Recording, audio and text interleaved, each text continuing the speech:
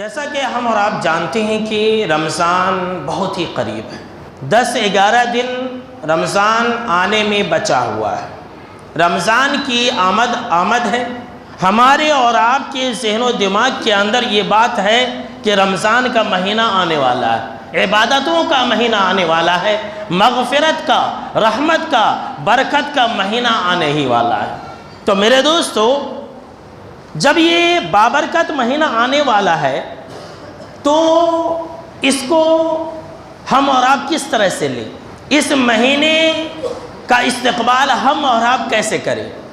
آئیے میں آپ کو ایک مثال دے کر کے سمجھاتا ہوں۔ دیکھیے، اگر ہمارے گھر میں ہمارا کوئی بہت ہی قریبی مہمان آنے والا ہو، اور خاص طور سے ہمارے شہر کے اندر اگر کسی گھر میں اس کا داماد آنے والا ہو، تو اگر گھر میں داماد آنے والا ہے، جمائی آنے والا ہے، خاص مہمان آنے والا ہے، تو کیا کرتے ہیں؟ گھروں کو خوب سجاتے ہیں، گھروں کی صفائی کرتے ہیں، گھروں کے جالے وغیرہ مارتے ہیں، اچھے سے اچھے پکوان کا انتظام کرتے ہیں۔ کرتے کہ نہیں کرتے؟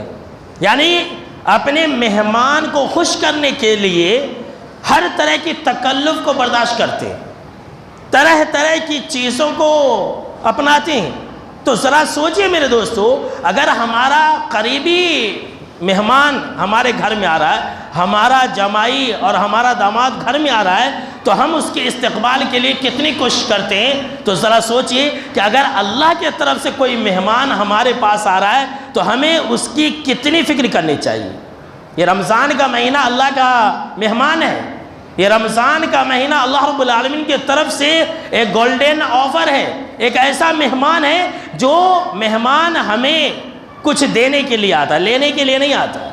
رمضان کا مہینہ رب کا ایک ایسا مہمان ہے جو ہماری مغفرت کرانے کے لیے آتا ہے، جو ہمیں جنت دلانے کے لیے آتا ہے۔ تو ہمیں اس کی کتنی فکر کرنی چاہیے۔ تو آج کے خطبہ جمعہ کے اندر میں آپ کو یہی بتانے والا ہوں کہ ہم رمضان کا استقبال کیسے کریں، ہم رمضان کی پلاننگ کیسے کریں، ہم رمضان کی تیاری کیسے کریں۔